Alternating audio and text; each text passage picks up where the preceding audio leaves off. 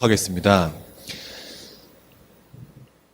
사자가 이르시되 그 아이에게 내 손을 대지 말라.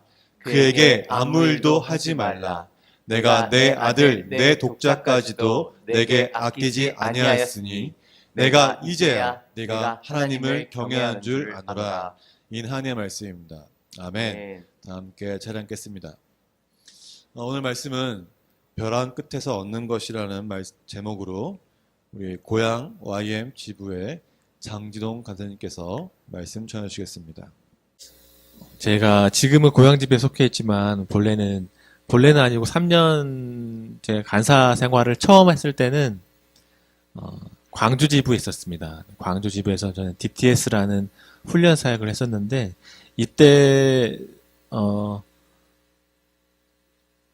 제가 가장 좋았던 것은 강의를 많이 들었어요. 저는 뒤에 앉아서 그 DTS라는 훈련에 오시는 강사님들의 이야기를 듣고 이렇게 또 그것을 같이 나누기도 하고 하는 시간들을 많이 가지면서 제 안에 굉장히 좋은 시간들이었습니다. 근데 제가 얼마 전에 제 스마트폰에서 이런저런 제가 적어놓았던 그런 글들을 정리를 하다가 제가 기록을 좀 자주는 아니지만 종종 하거든요. 제가 그 당시 어떤 일이 있었는지. 근데 그 기록 중에 하나가 녹음된 파일을 하나 발견을 했어요. 이 파일이 뭐였냐면 그 강의를 오시는 강사님께서 그 학생들을 위해서 훈련받는 분들을 위해서도 기도해 주시지만 저희 간사들을 위해서도 끝나고 또 기도해 주시거든요. 근데 그게 어떤 뭐 예언같이 어떤 일이 있을 거다 이런 기도가 아니고 하나님의 어떤 말씀을 확인시켜주는 그런 것들을 이렇게 나눠주시는데 저한테는 제가 그 선교사님한테 2번의 기도를 받았거든요. 그 전에 그 다음에 했는데 같은 말씀을 하시더라고요. 근데 저는 그때 그게 어떤 건지를 저의 삶에서 전혀 모르시는 분이시기 때문에 저는 그걸 캐치를 못했어요. 근데 그때 캐치 못했거나 아니면 그랬었구나라고 지나간 것 같아요. 근데 시간이 흘러서 정리를 하면서 다시 한번 들었는데 이 내용이 뭐였냐면 너의 삶이 너의 시간이 헛되지 않았다. 네가 나한테 돌아오지 않았느냐 이렇게 하나님이 이런 마음을 주셨다고 저한테 나눠주시는 거였어요. 기도해 주시면서 얼마 전에 그것을 제가 발견을 했는데 다시 한번 듣게 됐는데 제 안에 새로운 마음들이 새롭게 다가왔어요. 그것이 무엇이냐면 제가 이전까지 저의 삶에 대해서 제가 하나님 앞에 뭔가 열심히 하지 않았다 라는 저 스스로에 대한 책망 같은 것들이 있었습니다. 내가 뭔가를 하지 않았다 혹은 제가 방황하는 그 시간들 때문에 내가 하나님 앞에서 성실하지 않고 너무 이리저리 곁길로 갔다. 저를 아시는 분은 아시겠지만 제가 극단적인 선택을 하는 과정들도 있었고요. 또 그런 것 때문에 제가 한 2, 3년 정도의 시간들을 그냥 통째로 날려버린 것처럼 보낸 시간들이 있었습니다. 그 시간들과 그 이전의 시간들을 보면서 나는 뭐 했지라는 자괴감들을 제가 많이 가졌었어요. 간사를 하고 있고 하나님의 은혜와 하나님의 인도하심을 경험함에도 불구하고 제 마음 안에 그것들이 여전히 있는 것들을 그 녹음된 걸 듣고 깨달았습니다. 저는 계속 하나님 저는 능력 없어요. 하나님 저는 할 수 없어요. 고백하면서 그 하나님은 간사의 삶을 통해서 하나님이 인도하신 것들 하나씩 하나씩 경험하면서 제가 그런 것들이 줄긴 줄었습니다. 하나님 할 수 있을 것 같아요. 근데 그러나 여전히 제 안에 하나님 말씀하신 것보다 큰 것들이 제 안에 있었어요. 더 강력해 보이는 것들이 저 밑바닥에 내 인생은 그 시간들은 내가 방황한 시간들은 내가 그냥 헛되이 보는 것처럼 보이는 그 시간들은 정말 헛된 거였어. 후회하는 제 모습들이 제 안에서 드러난 거죠. 더 확실하게 드러난 거죠. 그것들을 들으면서 제 안에 이것들을 한 번 더 생각을 다르게 하는 계기가 됐습니다. 그 시간들이 헛되지 않았다, 지동아. 네가 방황하고 네가 그냥 아무 의미 없이 지나갔던 너무 깊은 우울감 가운데 내가 죽어야겠구나 했던 그 결심했던 그 순간순간들, 한순간 한순간들, 그 모든 시간들, 그래서 이것도 아니고 저것도 아니고 그냥 흘러보냈던 그 시간들이 하나님 저한테 말씀하신, 확인시켜 주신 것들이 이거였어요. 헛되지 않았다고. 그리고 네가 나한테 돌아오지 않았냐고. 제 안에 계속 제가 봐왔던 교회 선배님들, 믿음의 놀라운 선배들, 그런 분들을 쭉 봤을 때는 내 삶이 너무 무료하고, 뭔가 남긴 것도 없고, 열심히 하는 것 같지도 않고, 이런 것들이 제 안에 너무 많았습니다. 근데, 하나씩 하나님은 한 번에, 야, 너 그렇지 않으라고 딱 정의를 내신 게 아니라, 하나씩 하나님께서 저의 삶에서 그런 하나님의 저를 향한 관점과 그 생각들보다 큰 것들을 하나씩 벗겨나가시는 것들을, 제하시는 것들을 경험하게 됐고, 그것이 이제 얼마 전에 들었던 이 녹음 파일을 통해서 제가 더 확인하게 된 거죠. 정말 내 삶이 헛되지 않았구나. 그리고 저조차도, 그래, 그 삶은 후회스러우니까 기억하지 말자. 이게 아니고, 그 가운데 그 시간들 가운데서도 저와 함께 하시고, 은혜를 주시는 그 하나님을 더 기억하게 되는 그런 시간들이었거든요. 같이 지금 예배를 들으시는 우리 모든, 형제 자매님들, 삶에서 그런 시간들이 한두 번쯤은 있었을 거라고 생각이 듭니다. 그때는 내가 너무, 그랬던 것 같아. 내가 너무 불순종했어. 내가 너무 하나님 몰랐어. 혹은 내 마음대로 했던 것 같아. 하나님 뜻보다. 수많은 후회가 남는 듯한 경험들이 있겠죠. 근데 잘 돌아보시면 꼭 그렇지만은 않다라고 생각이 들어요. 하나님께서 저에게 말씀하신 것처럼 오늘 함께 저희가 읽었던 아브라함 그리고 이삭, 하나님께서 아브라함에게 이삭을 바쳐라, 번제로 바쳐라 하시고 지금 22장 12절에 네가 이제야 하면서 하나님께서 아브라함의 이삭을 죽이지 못하게, 손도 못 대게 이제 하시는 그 말씀이잖아요. 근데 아브라함은 후회하는 삶이나 그런 마음속에 계속 응어리진 것들이 그의 삶 가운데 계속 있어 왔던 것들을 제가 이 말씀을 준비하면서 보게 됐습니다. 그게 뭐냐면 자녀가 없음. 자녀가 없는 것에 대해서 아브라함은 아주 깊은 그런 응어리진 것들, 마치 한처럼 나도 아이가 있었으면. 근데 내가 어떻게 할 수 없는 부분들. 이걸 어떻게 할 수 있냐면 처음에 하나님께서 아브라함 75세에 부르시거든요. 근데 부르실 때부터 이미 아브라함 자녀가 없었습니다. 창세기 11장 30절에 보시면 이렇게 적혀 있습니다.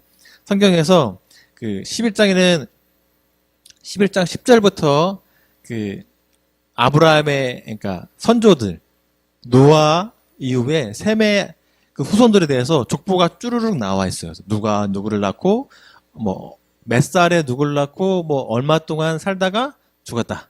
이런 내용이 쭈르륵 나오는데 그 마지막에 이제 아브라함 얘기가 나오고 아브라함의 아내 사레에 대해서 성경이 표현하고 있습니다. 사레는 임신하지 못함으로 자식이 없었다.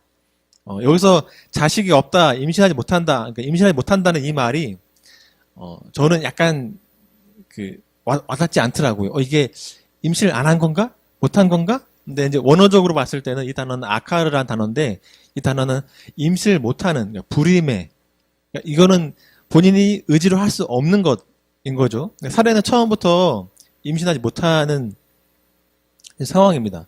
그리고 이제 그 뒤에 하나님께서 아브라함을 부르시죠. 12장 1절에 하나님께서 너는 너의 고향과 친척과 아버지의 집을 떠나 내가 너에게 보여줄 땅으로 가라.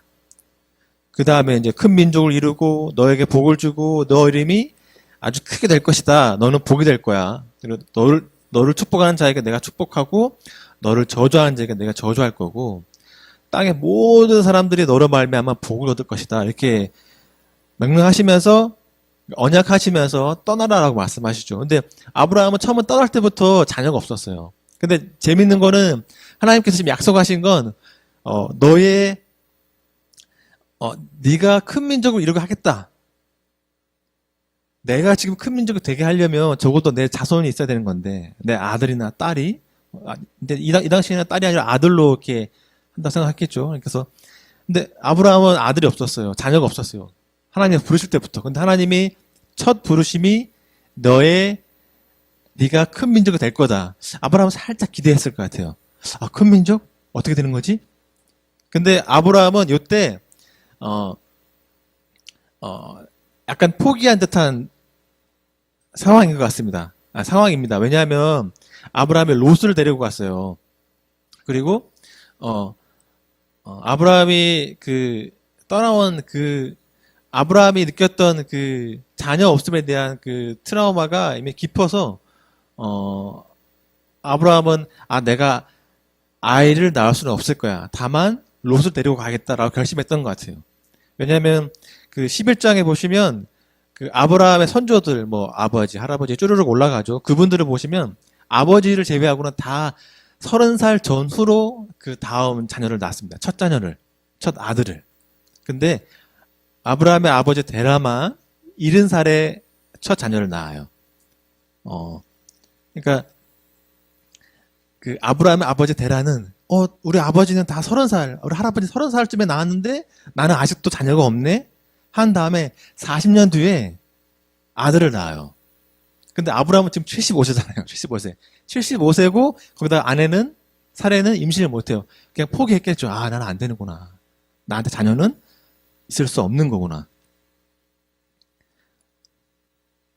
아브라함은 자녀에 대한 트라우마가 있는데 자녀가 아예 없을 것에 대해서 생각했던 것 같아요. 또 아브라함은 사례를 너무너무 사랑했던 것 같아요. 왜냐하면 그 당시의 지역에 당시 아브라함 당시의 풍습을 따르면 아내의 종을 아내가 줘서 대를 잇도록 할 수 있는데도 불구하고 아브라함은 아내가 없는데도 아내의 종을 취하지 않아요.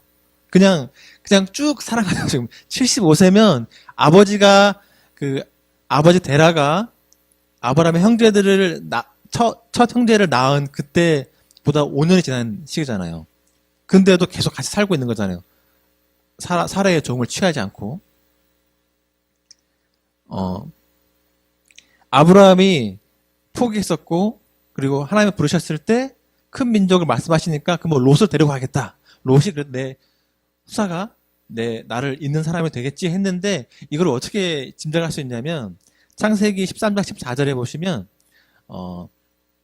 아브라함과 롯이 창세기 13장에 보시면 아브라함과 롯이 서로 분가를 해요. 서로 너무 양과 소들이 많아져가지고 분가를 하잖아요. 너는 저쪽 가고 아브라함이 이 얘기를 하죠. 네가 먼저 골라. 네가 좌하면 내가 우하고 하겠다. 했을 때 그게 분가한 다음에 그 다음에 하나님께서 갑자기는 아니고 아브라함에게 나타나세요. 지금 아브라함은 롯과 떨어졌어요. 근데 그 자리에서 하나님께서 13장 14절에 이렇게 말씀하세요. 롯이 아브라함을 떠난 후에 여호와께서 아브라함에게 이르시되 너는 눈을 들어서 너 있는 곳에서 북쪽, 남쪽, 그리고 동쪽, 서쪽을 바라보라. 보이는 땅을 내가 너와 너의 자손에게 주리니 내가 내 자손이 이 땅에 티끌같이 하겠다. 엄청 많게 하겠다. 이렇게 말씀을 하시거든요. 근데 지금 롯이 없잖아요. 그래도 롯을 수사를 할까 싶었는데 롯과 분가를 했음에도 불구하고 그때 하나님께서 오셔가지고 너와 너의 자손에게 말씀하신 거는 롯은 아니구나라고 이해할 수 있겠죠. 바로 그리고 봐봐봐 눈에 보니 이 땅을 줄게. 너와 너의 자손에게. 적어도 아브라함이 롯은 아닌가 보다 생각했던 것 같아요. 그러면 두 번째 가능성이 있죠. 아브라함이 내 후사를 할 수 있는 가능성이 엘리에셀입니다. 창세기 15장 그 다음에 이제 아브라함이 그 다음에 이제 롯이 이제 잠시만요. 이게 15장 14장인데요. 소돔의 국가들이 서로 싸움을 했어요. 전쟁을 했습니다. 전쟁을 했는데 소돔에 살던 롯이 그 전쟁에 휘말려서 포로로 끌려가게 되죠. 그리고 아브라함이 318명, 내가 아브라함이 키우고 훈련시켰던 318명을 데리고 가서 구출해 옵니다. 근데 이 다음에 하나님께서 오셔가지고 15장 1절에서 이렇게 말씀하세요. 두려워하지 말라. 나는 너의 방패요. 너의 지극히 큰 상급이니라.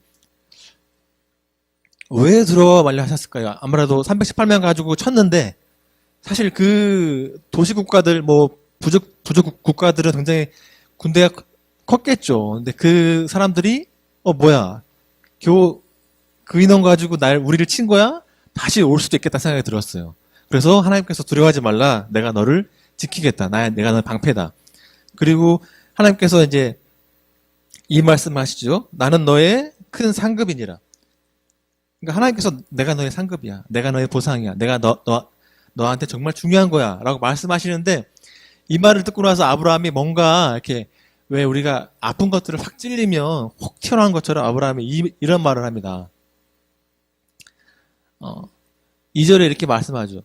하나님 저한테 무엇을 주셔 하십니까? 나는 자식이 없어요. 내 상속자는 다메섹 사람 엘리에셀입니다. 엘리에셀은 나중에 이삭의 아내 리브가를 데리러 갔을 때 보냈던 정말 그 제일 아껴하는 종이거든요. 엘리에셀이 내 상속자 될 겁니다. 여기까지는 이해할 수 있어요. 그렇겠구나. 근데 그 다음에 3절에 이렇게 아브라함이 또 얘기를 해요. 주께서 내게 씨를 주지 아니하셨으니 씨도 안 주고 내 자녀도 안 주시면서 상속 얘기하시냐고. 지금 약간 말을 비꼬는 하나님 원망한 태도인 거죠. 어찌 보면 너무 당연한 태도인 거죠. 하나님께서 나한테 자녀를 주시지도 않고 뭐 큰 민족 되게 하겠다. 뭐 너와 너의 자손에게 언약하시면서 내가 너의 상급이다 하시니까 하나님이 상급이신데 그 하나님을 전해줄 자손이 없습니다. 하나님이 안 주셨잖아요. 지금 그렇게 얘기하고 있는 거예요. 그러니까 아브라함이 마음속에 자녀가 없음에 대해서 계속 그 아픔, 상처, 어떤 깊은 그런 것들이 있는 것 같아요. 그런데 하나님께서 이제 이때 15장 4절에 이제 얘기하시죠. 아니야. 엘리에셀이 아니고 내 몸에서 날 자가 너의 상속자가 되리라. 아브라함이 이 말을 듣고 굉장히 신났을 것 같아요. 내가 자녀가 없는데? 롯도 아니었고요. 엘리에셀 그냥 일반적인 관습에 따라서 내가 아내는 너무 사랑하니까 종을 드릴 수는 없고 그냥 내 종, 내가 신뢰하는 종 엘리에셀을 후사로 삼겠습니다라고 마음 먹고 있었는데 하나님께서 아니야. 너의 몸에서 자녀가 나올 것이고 그 자녀가 너의 뒤를 이을 거야.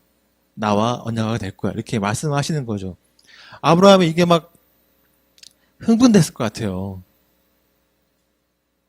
그래서 제가 이제 가운데 얘기는 약간 이제 생각해 본 건데 아브라함이 사례한테 얘기했을 것 같아요.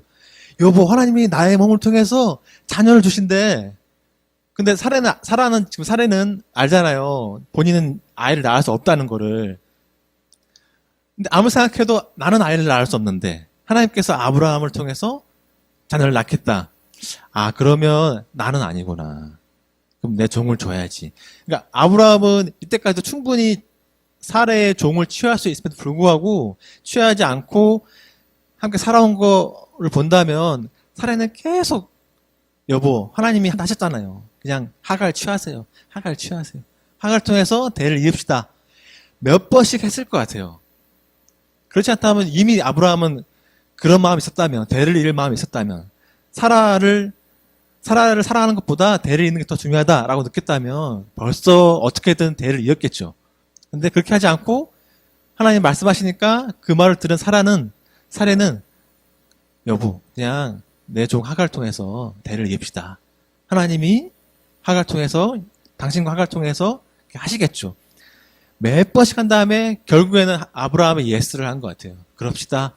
그래서 이스마엘을 낳죠. 근데 이제 여기서 제가 많이 들어왔던 그리고 일반적으로 우리가 알고 있는 이 성경의 해석 중에 하나가 나중에 이삭을 낳을 때까지 하나님이 아브라함을 낳을 때가 86세 쯤이었고요. 그 다음에 이삭을 낳을 거다라고 말씀하신 때가 99살, 99세. 그러니까 13년 정도를 하나님께서 침묵했다라고 말씀하시거든요.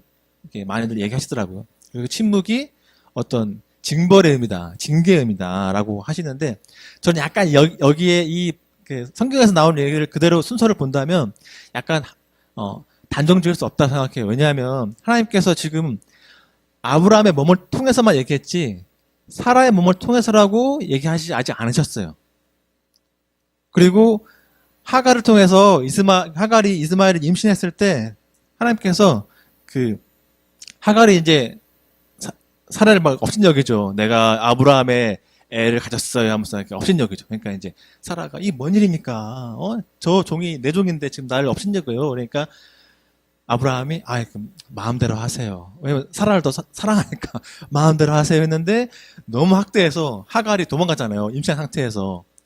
만약에 그게 잘못된 것이면 하나님께서 이것을 싫어하는 것이면 그때 하갈을 그냥 그래 나가 살아 할 수 있는 건데 그렇게 안 하시고 다시 불러오고 이스마엘아 이름 지어라 어떤 아이가 될 것이다 이렇게 돌봐주세요. 하나님께서 하나님 책망하신 게 아니라 어떤 목적이 있기 때문에 이거 분명 하나님의 뜻을 기다리지 못한 아브라함의 어떤 실수라고 볼 수도 있죠. 조급한 마음으로 볼 수도 있어요. 근데 어쨌든 하나님께서 이스마엘을 통해서라도 아브라함에게 무언가를 가르치시기 원하신다라는 생각이 들었어요. 제가 묵상하면서 떠올랐던 건 이런 겁니다. 아브라함 자녀가 없잖아요. 근데 첫 자녀가 하갈을 통해서 낳긴 낳았지만 이스마엘을 낳았어요. 13년 동안 아브라함은 이스마엘을 키우고 놀고 같이 잠을 자고 자녀가 없던 사람이 자녀가 생겼어요. 13년 동안. 엄청난 그 안에 이런 뭐라 그럴까요? 기쁨, 위로. 저는 오히려 이 시간들이 하나님께서 아브라함을 좀 이렇게 좀 힘을 돋는 시간인 것 같아요. 위로하시는 시간. 야, 아이를 키우고 이런 거야. 이런 기쁨이야. 이스마엘 통해서 하나님께서 위로하지 않으셨을까 생각이 들고 또 또 한 가지 생각할 수 있는 건 하나님께서 일부러 99살 때까지 그러니까 아브라함은 100살 때까지 사라는 90살까지 기다리신 것 같아요. 왜냐하면 이때 성경에서 말하는 그 둘의 상태는 아이를 낳을 수 없다라고 스스로 명확하게 얘기를 하거든요. 지금 하갈을 통해서 아들을 낳았을 때는 아브라함이 아직은 이렇게 아이를 낳을 수 있는 나이. 근데 100살, 99살 때 하나님께서 오셔가지고 네가 사라를 통해서 아이를 낳을 거야. 그러니까 저요? 사라요? 그냥 다 비우세요. 아브라함이. 이제 못 낳으라고 둘 다 나이가 많아서 노인이기 때문에 낳을 수 없다고 성경은 말하고 있습니다.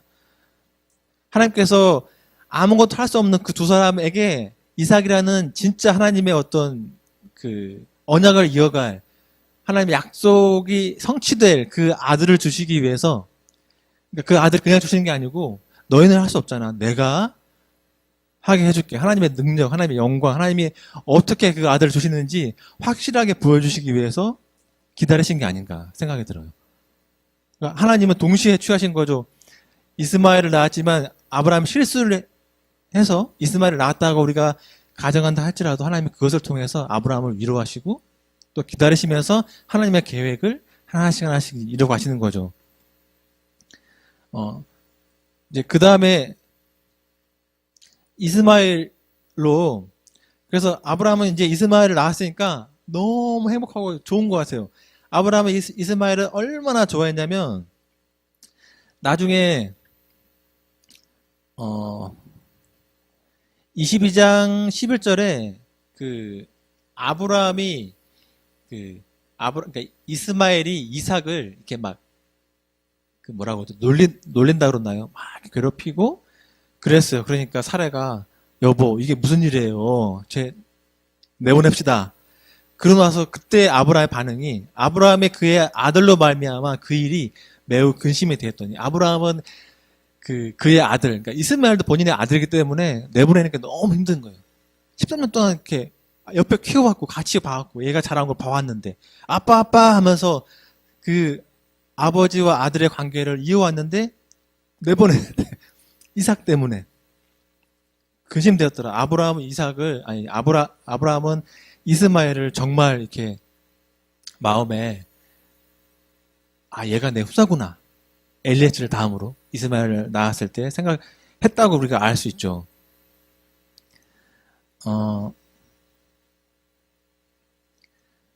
아브라함이 이스마엘로 충분하겠다라고 단정 지은 사건이 발생합니다. 이후에 17장에 이제 17장에 하나님께서 이제 말씀하시거든요. 아브라함에게 야, 너 사례를 통해서 아들을 낳을 거야. 하나님이 이때 명령을 하세요. 17장 1절에 나는 전능하신 하나님이다. 전능한 하나님이라 너는 내 앞에서 행하여 완전하라. 지금 13년 만에 나타나셔가지고 나는 전능해. 라고 첫 마디가 하나님께서. 근데 내 앞에서 행해서 완전하라.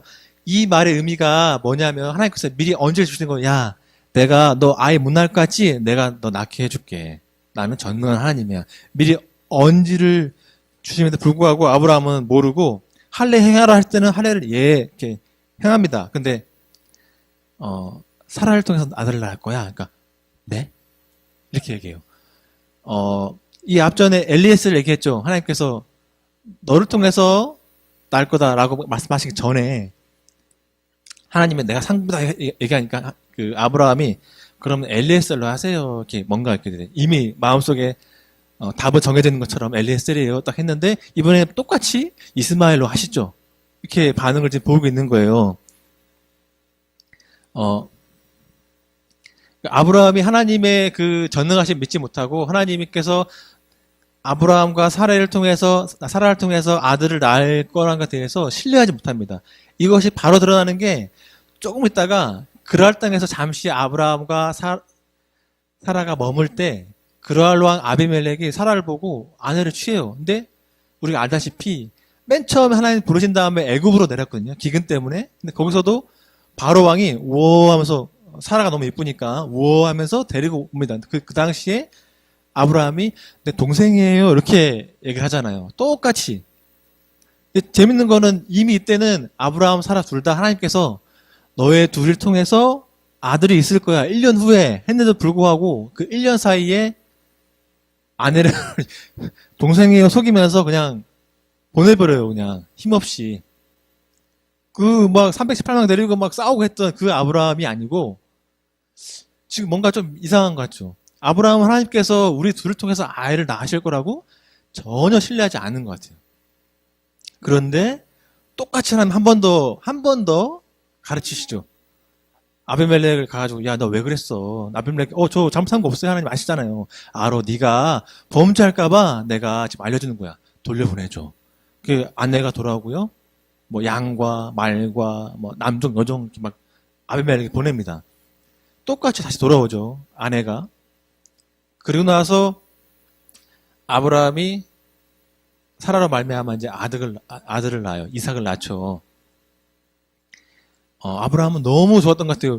그 이스마엘을 낳았을 때는 잔치를 했다는 말이 없는데 21장 8절에 보면 이삭이 자라서 젖을 떼고 이삭이 젖을 떼는 그날에 아브라함이 큰 잔치를 베풀었더라. 너무 즐거운 거죠. 지금 아브라함한테는 이스마엘도 있고요. 장남 그리고 둘째 아들 이삭이 있는 거예요. 아들 둘이 있는데 둘째 아들 얼마나 귀엽겠어요. 제가 지금 저희 아내가 둘째를 임신 중에 있는데 많은 분들이 얘기했어요. 둘째는 뭐 그냥 대충 키운 것 같은데 너무 귀엽다고. 첫째 때 몰랐던 그 긴장감, 얘가 어떻게 아픈 거 아닌가? 그 아이에 대해서 배워가면서 느꼈던 그런 게 아니고 이제는 어떤 건 줄 알기 때문에 너무 귀엽다고. 아마 아브라함은 이삭이 정말 이뻤을 거예요. 그래서 큰 잔치를 베풀었다. 그런데 아까 말씀드린 이스마엘이 이삭을 이렇게 막 놀리는 일로 말미암아서 하갈과 이스마엘이 쫓겨나는 일이 발생합니다. 이제 남은 거는 이삭밖에 없어요. 아브라함에게. 아브라함은 이제까지 쭉 얘기한 것처럼 계속 자녀가 없음에 대해서 그 삶에 이슈가 있어요. 이슈. 깊은 문제. 다른 것들은 그에게 뭐 전쟁도 할 수 있고요. 뭐 땅도 네가 좌우하면 내가 우할게 양보할 수 있고. 뭐 중보기도 할 수도 있고. 그런데 이삭만큼은 아브라함에게 정말 중요한 이제 하나밖에 없는 아들이 된 거죠. 근데 이제 우리가 알다시피 오늘 본문에서 보면 22장에 보면 하나님께서 너의 아들을 바쳐라. 번제물로 바쳐라 하십니다. 근데 하나님도 알고 계시는 게 아브라함이 이삭을 얼마나 사랑하시는지 너의 아들 내가 사랑하는 독자 이삭을 번제물로 이렇게 얘기를 하세요. 그러니까 아시는 거예요. 너 아들 있지? 너 사랑하지? 하나밖에 없는 아들 독자 번제물로 바칠래?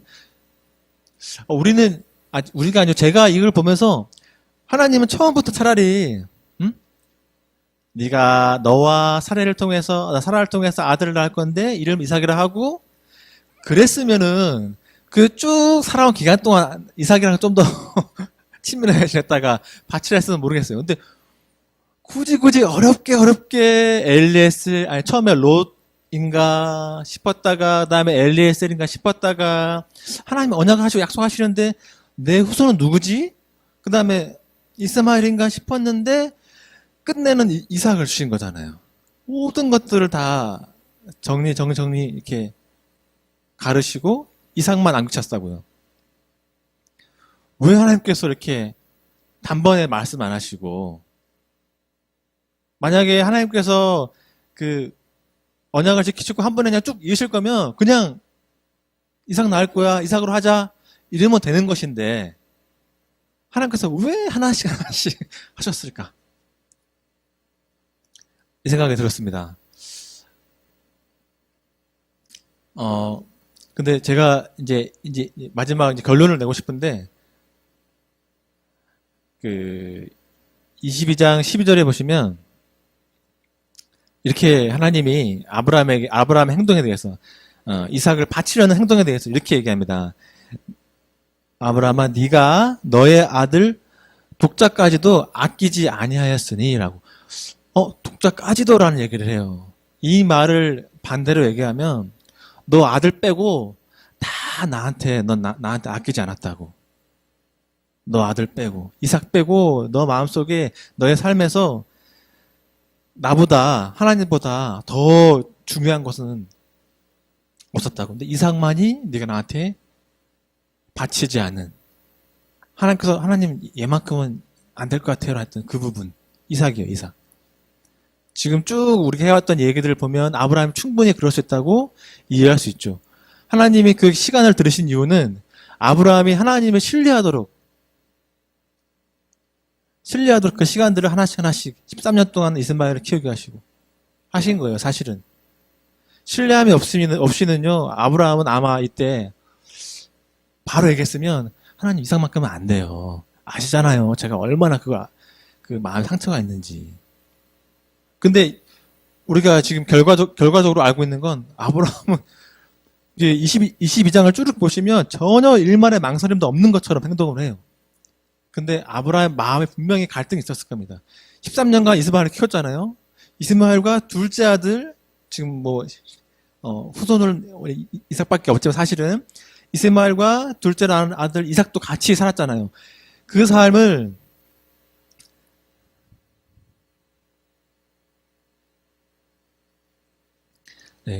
이스마엘과 이삭을 그 삶을 이렇게 가다가 그렇게 하나님께서 이렇게 하시다가 이삭을 바쳐라.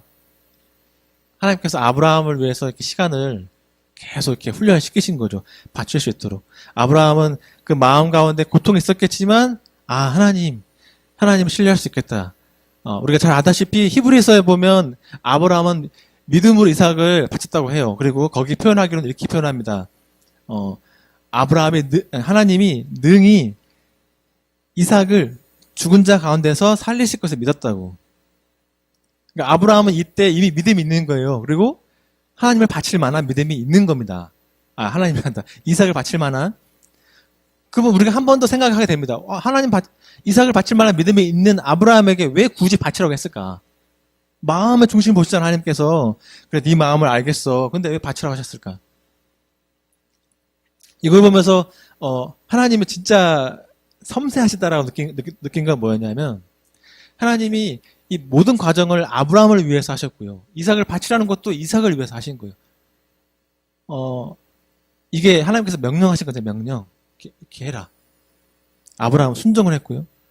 순종했을 때 아브라함은 뭘 얻었냐면 아들을 잃지 않았고 내가 하나님을 경외한다는 게 뭔지 분명히 알았고 그리고 그 믿음이 내 안에 있다는 걸 확실하게 알았던 거예요. 사실 믿음은 하나님 우리 마음 중심을 보시죠. 우리 마음 가운데 무엇이 있는 걸 아십니다. 창세기 15장인가요? 하나님께서 그 아브라함에 대해서 이렇게 얘기하시잖아요.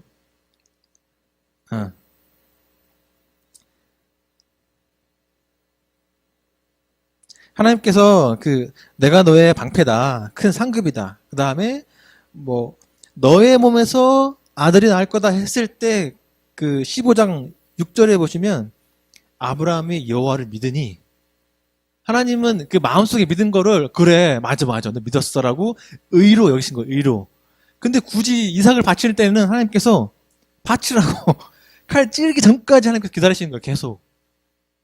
그 순종의 끝까지 가는 경험을 통해서 하나님은 아브라함에게 확실하게 가르치시고 알게 하고 싶은 거예요. 내가 누구인지, 하나님이 누구신지, 그리고 너는 어떤 존재인지, 너의 삶이 어떻게 이루어졌는지, 너의 안에 내가 무엇을 가르쳤는지 확실하게 하나님께서는 아브라함이 이삭을 바치는 그 과정을 통해서 그의 전 삶을 통해서 알게 하신다는 겁니다. 그리고 아브라함도 확실하게 한 가지 더 알게 된 것은 12장 1절에 하나님께서 바쳐라 했을 때 대번에 알았을 거예요. 왜 그런 거 있잖아요. 하나님 이거만큼은 안 돼요. 이런 거 있잖아요. 하나님 이거만큼은 좀 노터치, 이거만큼은 좀 안 건드면 좋겠어요.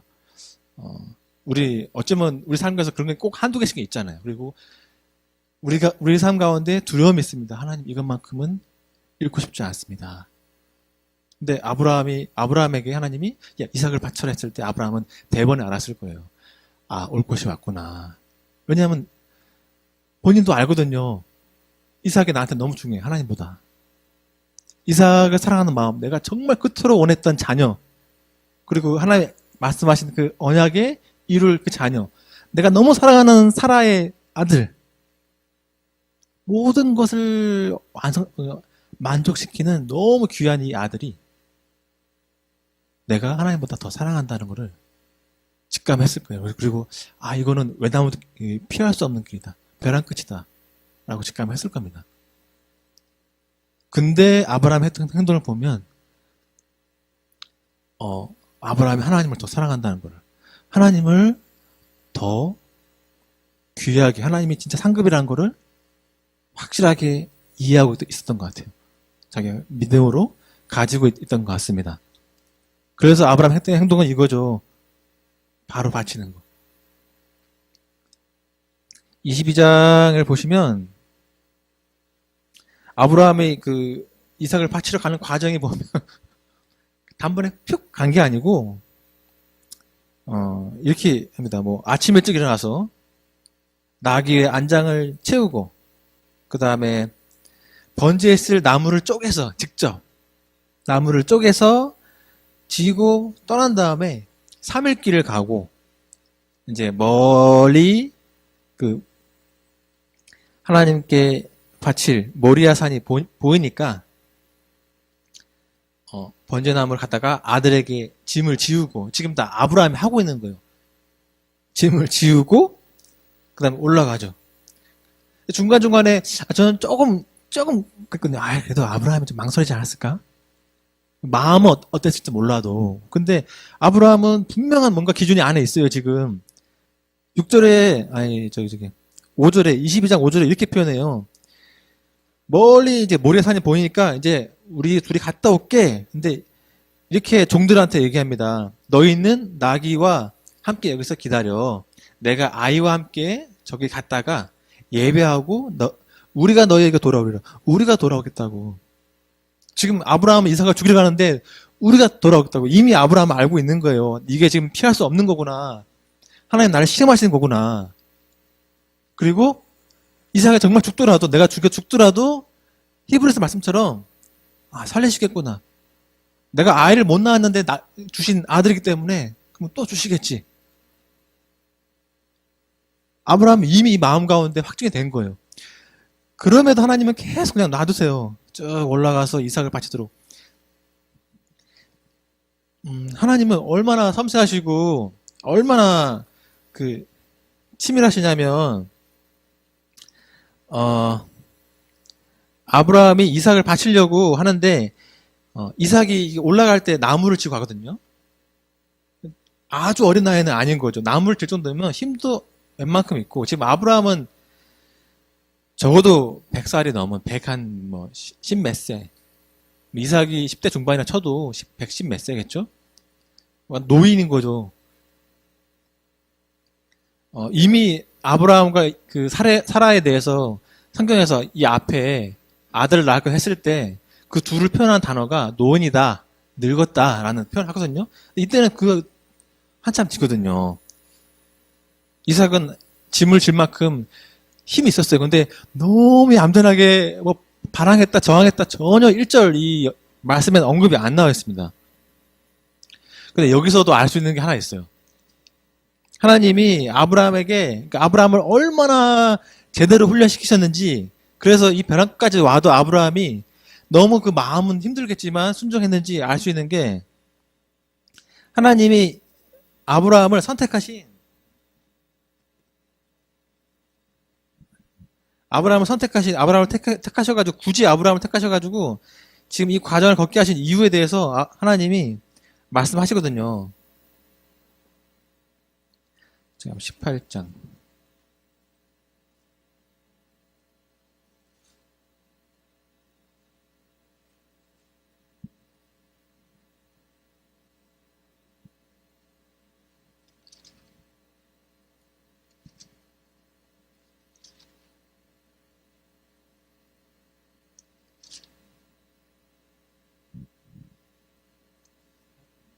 잠깐만요. 14장인가요? 하나님께서 내가 너를 부른 이유는 이것이다라고 아브라함에게 분명히 말씀하세요.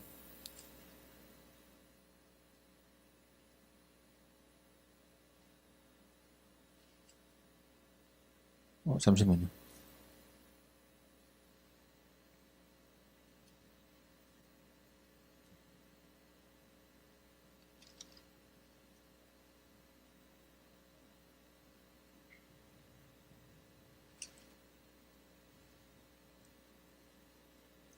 이게 말씀 끝에 있는데 이거 하나님이 뭐라고 말씀하시냐면 내가 너를 택한 이유는 너의 자녀들에게 이 상급을 그러니까 가르쳐서 전해서 후손에게 있도록 그러니까 지금 하나님이 아브라함에게 말씀하신 거는 아브라함을 부르신 이유는 이거예요. 너만 믿는 게 아니고 너의 자녀들 후손들에게 내가 누구인지 하나님이 누구인지를 분명히 알고 지키게 하는 겁니다. 근데 지금 이삭이 아브라함을 이렇게 봐왔잖아요. 근데 지금 가만히 있어요. 아버지가 뭐 하시는데 분명한 이유가 있구나. 지금 예배 들어가잖아요. 번제 들어가잖아요. 이삭이 가만히 있어요. 이삭은 근데 아는 거예요, 지금.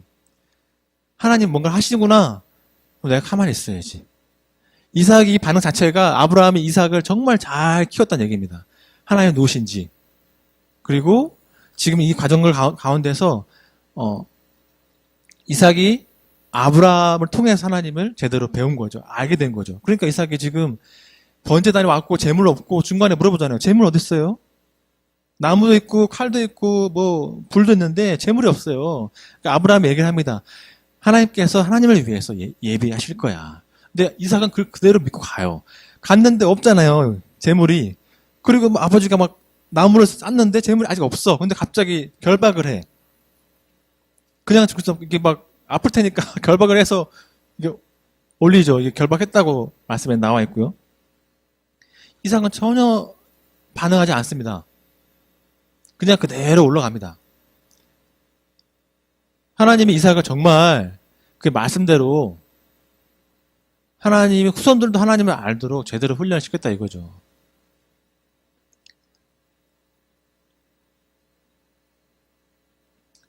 네, 그렇습니다.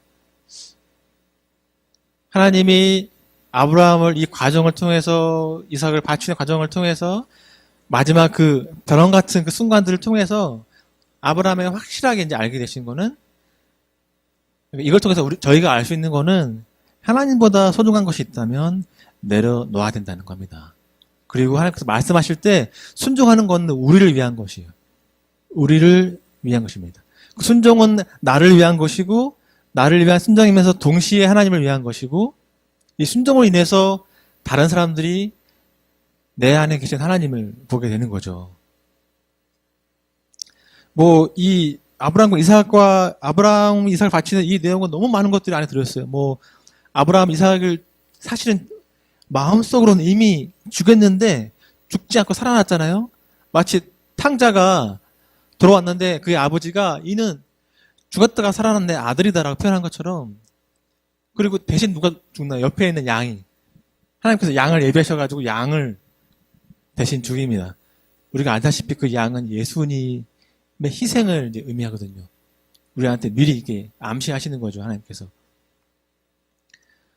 하나님은 그 벼랑 끝에서 아브라함을 막 마지막 그 한 가지를 미시는데 아브라함은 진짜 이것만은 안 돼요 하시는데 그것이 무엇인지 알고 건너갔을 때 그 두려움과 고통과 건너갔을 때 아브라함에게 주어진 거는 진짜 참 아들 이삭.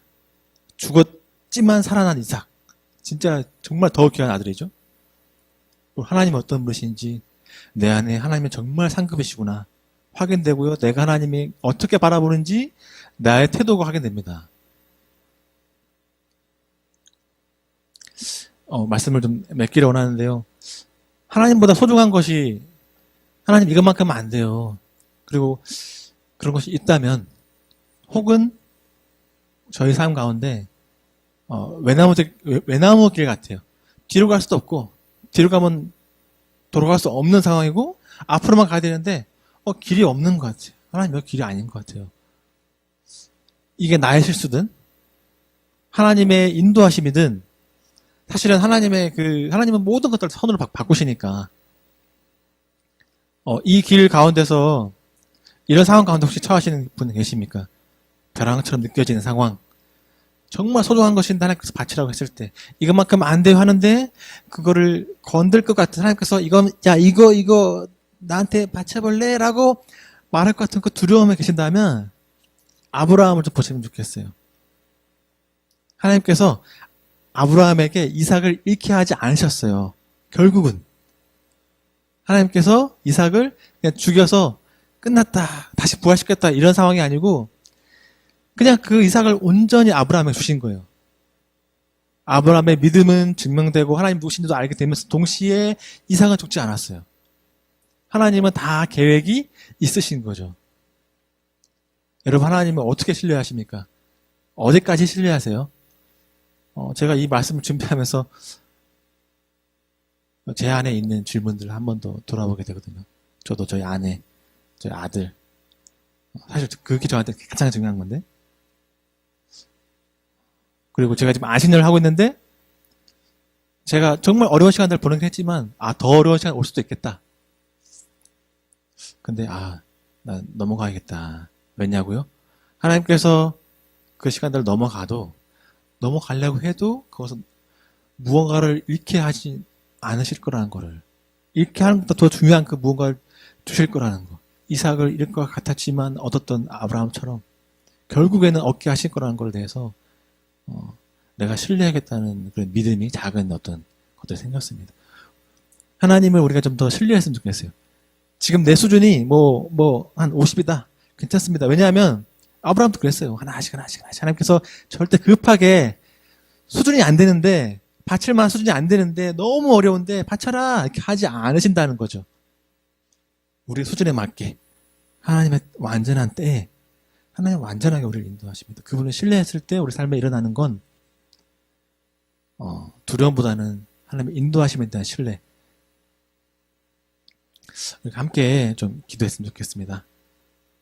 이렇게 함께 좀 기도하실 때 제가 하나님을 더 신뢰하기 원합니다. 제 수준에 상관없이 하나님은 저의 삶에 맞게 하나님 그러나 결국에는 하나님께서 나의 가장 귀하신, 가장 소중한 존재로, 나의 완전하신 상급으로 뭐 이 땅에서 많은 뭔가를 누리고 그게 먼저가 아니라 하나님은 나의 완전한 상급으로, 하나님 가장 소중한 분으로 내 삶에 새겨지기 원합니다. 하나님, 내가 하나님을 더 신뢰할 수 있도록 하나님 저를 더 이렇게 가르치시고 하나님의 뜻을 이루어 주시옵소서. 함께 기도하시겠습니다.